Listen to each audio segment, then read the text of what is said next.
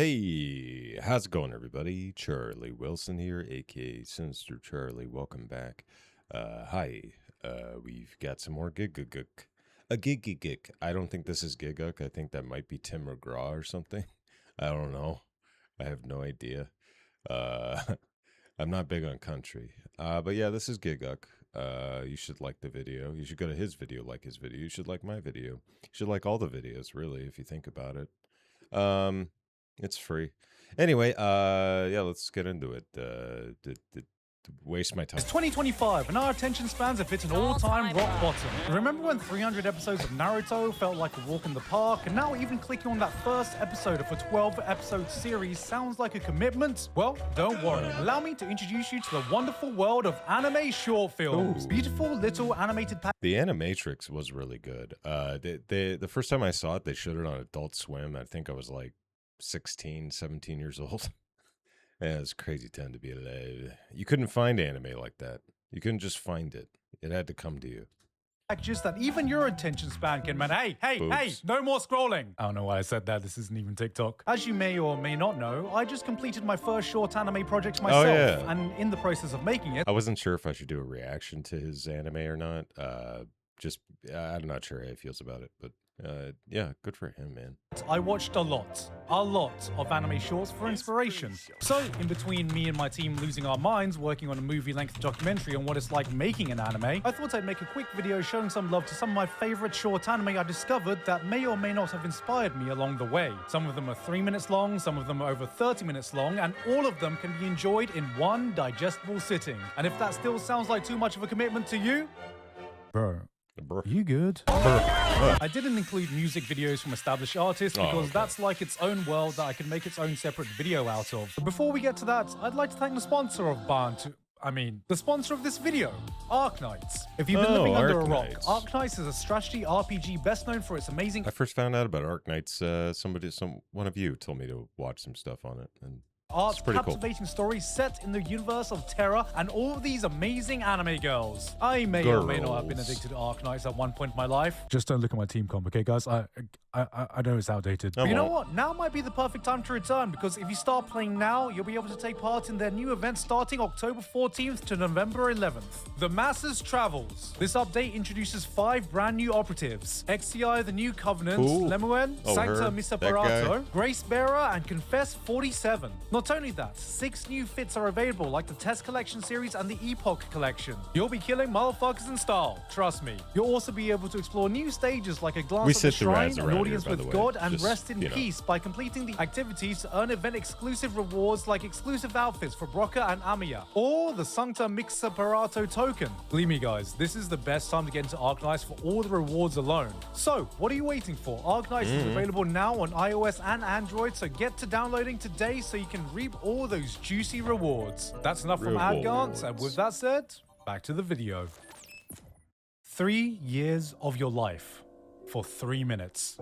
Puparia was an anime short film that was glued on everyone's recommended a few years ago, in a rare case of the algorithm actually rewarding a video that deserves it. It's 3 minutes long, there is no dialogue, and it's one of the purest displays of artistry you can find on this platform, or really just goddamn anywhere. It is just a spellbinding piece that feeds your imagination with some of the most absorbing imagery I've seen. Every color mesmerizing, every expression hypnotic, every frame is a painting. But what captivates me just as much is the story behind it. Shingo Tamagawa was lost. Burnt out from the insane grind of the anime industry, he had lost that drive, that direction in life, and was genuinely worried that he was losing his love for art. So, he quit, dropped out of everything, and just did nothing for an entire year. Went outside, read books, experienced the world around him that would eventually lead to his inspiration for Puparia, a project he decided to do for himself, by himself. No shortcuts, no compromise, no matter how challenging a task that was. And you can feel his emotions bleed through every single second of this. You feel the listlessness in the emotions of all the faces, the atmosphere that exudes this sense of liminality.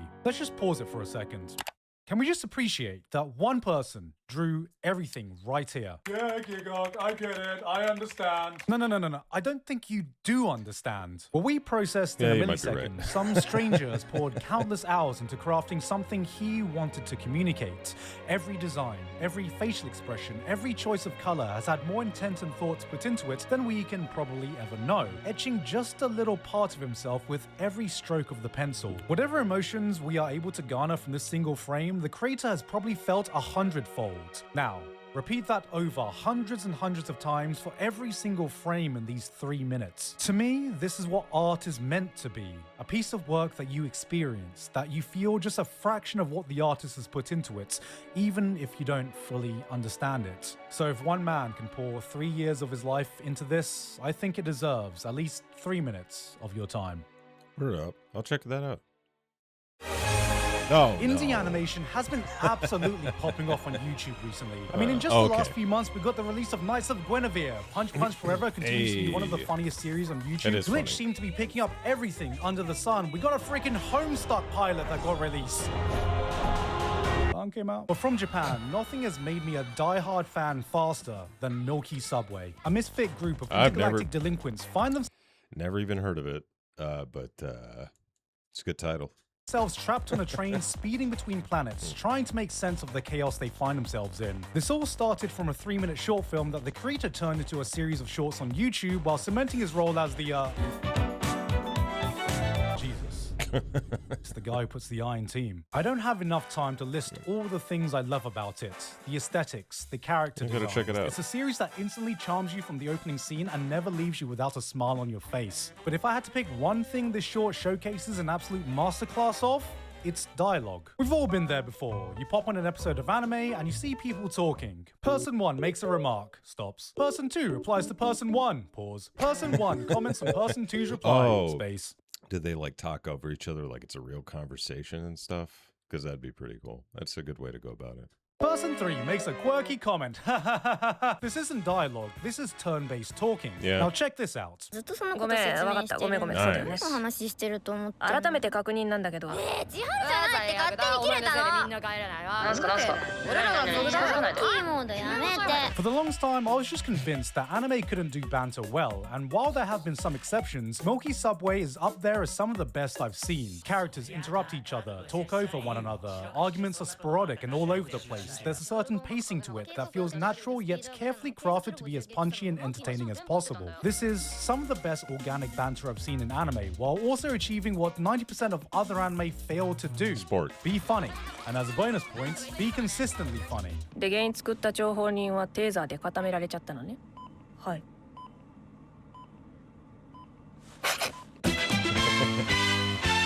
This isn't an anime that relies on some weird gimmicks for its jokes. Characters don't recite over-the-top, quirky lines for laughs. It's about putting a group of unusual people in a room and letting the comedy naturally occur from the situations that arise. Add to this really strong characterization that makes you fall in love with these people in a really short time frame, and this is just top-tier writing.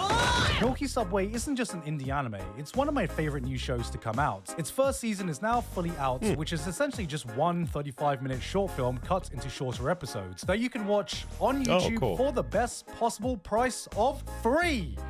And yeah, I know some of you guys are still going to find a way to pirate it. Sometimes all it takes is just a few minutes to absolutely destroy you emotionally. Oh no. Don't destroy me emotionally. For the love of God. I'm sure many of us still feel that scar of watching the opening few minutes of Up. Shelter has left its mark. I've never seen Up. I know that's like, I think I kind of fell out of love with Pixar a long time ago.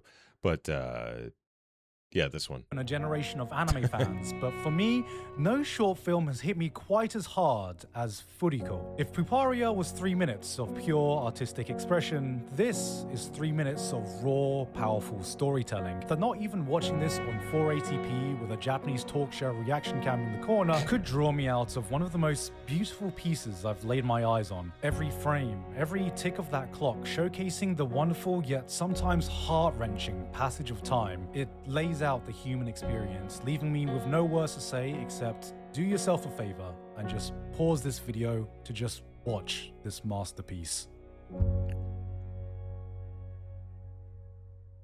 All right. Sometimes Made you me find sad. things without even looking, and this next one I found through a commercial. Flat Studio is a small indie studio I discovered through various music videos they've done, and this commercial depicting the lives of two friends in an advertisement made to encourage students to study as hard as they can for their exams, which is the most Japanese thing I've ever heard of. But what drew me in was the unique aesthetic and vibe of their work, almost Shinkai-esque, but with character designs that truly stand out from your typical affair. And this would lead to me coming across the only sizable project they've been able to make, a 35-minute short film called Summer Ghost. Three friends with uncertain futures contact a ghost who only appears to those within the boundary of death. A boy who dreads his own future, a girl who almost took her own future away, and one more with no future to speak of. This was spearheaded by Louddraw, an illustrator best known for his character designs on VV and I Want to Eat Your Pancreas. And if you're familiar with the latter, this was less of an immediate emotion. I keep hearing about that anime. I want to eat your pancreas. I at some point I do need to watch that. It's just such a silly title.